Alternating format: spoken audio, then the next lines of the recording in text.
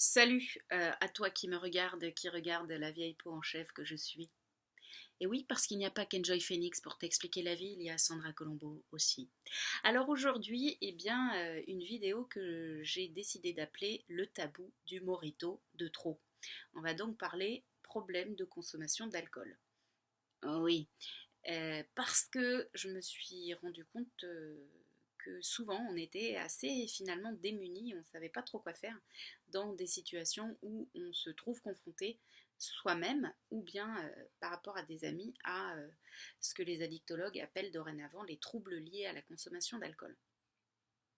Voilà, d'où m'est venue l'envie de faire cette vidéo. La première, c'est que j'ai entendu les chiffres de l'OMS qui donc estime que 3 millions de personnes dans le monde meurent par an à cause de la consommation d'alcool, ce qui est quand même pas mal.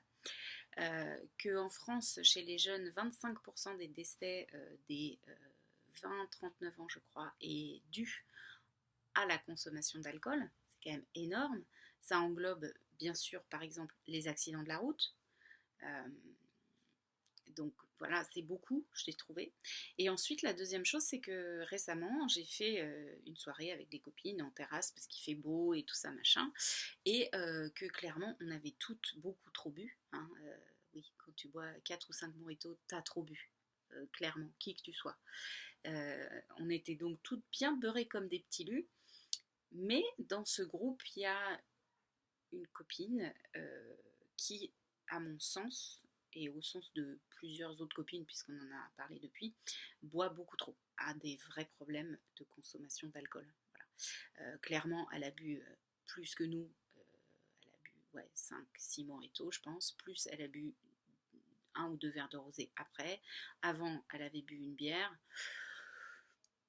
Voilà, le truc c'est que c'est pas la première fois que ça lui arrive de manière fréquente. Quand elle arrive en soirée, il faut qu'elle se jette sur l'alcool, genre elle boit 3-4 verres d'un coup et après elle commence à avoir un comportement socialement, on va dire, normal, c'est-à-dire que d'un coup elle vient parler aux gens et tout parce qu'avant elle a fait que picoler. Elle ne peut plus rentrer chez elle seule, évidemment, après parce qu'elle est tellement beurrée qu'il faut la ramener en taxi. Ça lui est bien sûr arrivé déjà de perdre son sac, de se faire voler son téléphone, son argent, ses clés.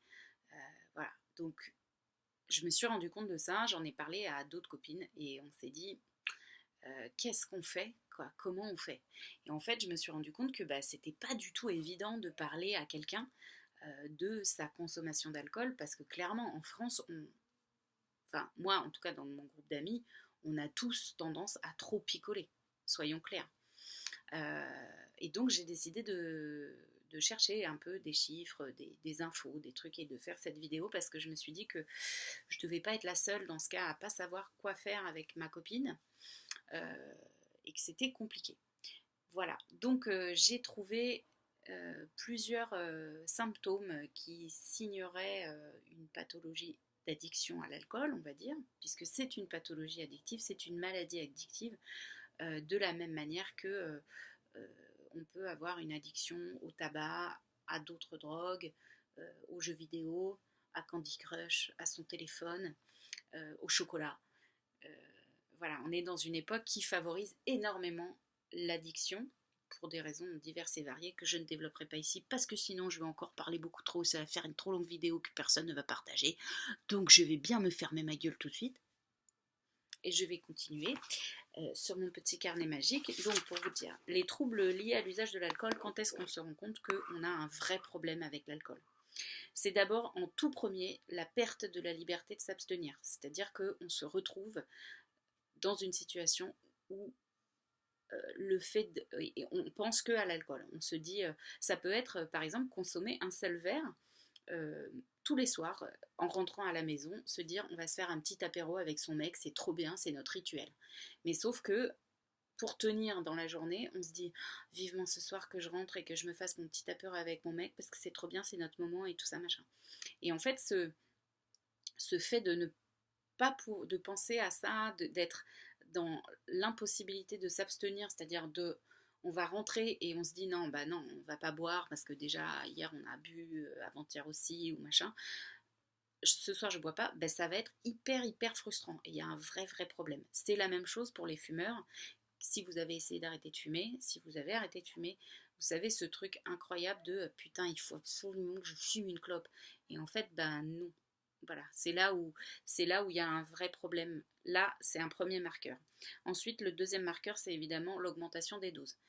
Comme pour la cigarette, comme pour toutes les pathologies addictives, euh, on boit un verre, et puis on en boit un deuxième, puis un troisième, et puis après, pour arriver quelques mois plus tard au même état qu'on était à 3 verres au début, et ben, il faut en boire 4 ou 5, voilà.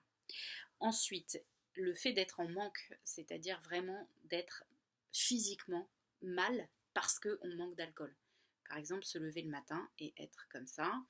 Euh, vous connaissez tous, j'imagine, ce truc qu'on nous vend comme étant le truc de la gueule de bois où on dit bah, pour éviter la gueule de bois, qu'est-ce qu'il faut faire? Il faut reboire un verre. Moyen, les gars, en fait. C'est pas du tout une bonne solution.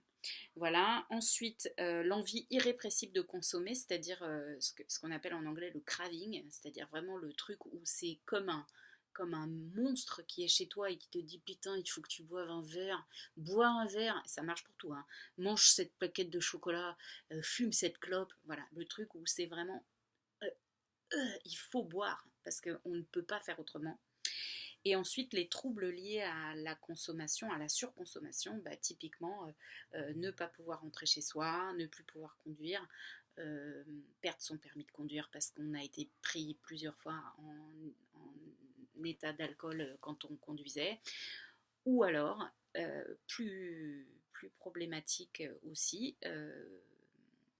bah, tous les problèmes sexuels, c'est-à-dire que d'un coup l'alcool, bah, ça rend quand même bien tactile, on couche avec n'importe qui, n'importe comment, on ne se protège pas. Et c'est dramatique parce que ben, on peut avoir des grossesses non désirées, des maladies sexuellement transmissibles, voire pire. Voilà. Et j'ai aussi entendu que les jeunes filles, par exemple, si elles sont saoules et qu'elles se font violer, et ben, les policiers ne prennent quasiment pas les plaintes, ou en tout cas ne traitent pas ce genre de dossier puisqu'ils estiment que, puisque les minettes étaient bourrées, pas très grave.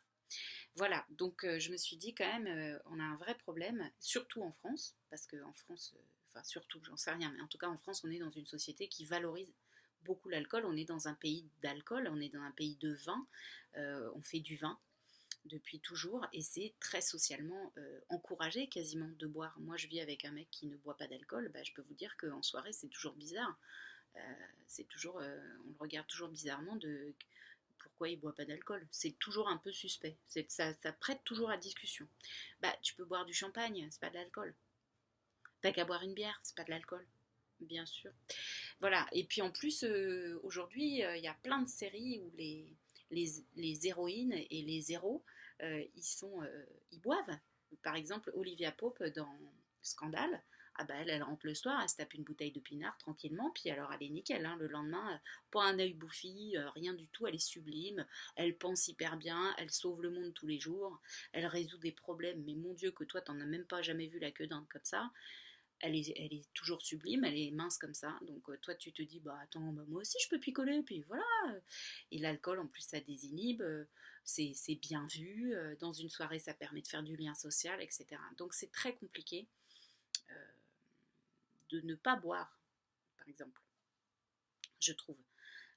Et c'est très compliqué donc de parler à quelqu'un. Comment faire? Alors, ce qu'il ne faut surtout pas faire, c'est l'afficher devant tout le monde. Lui dire, ah, Lyon, t'as vu comment arrête de picoler, putain, vraiment, machin. Non, parce que les alcooliques ou les gens qui ont un problème avec l'alcool, ben, ils sont comme tous les gens qui ont un problème d'addiction, c'est-à-dire avec une estime d'eux-mêmes qui est très basse.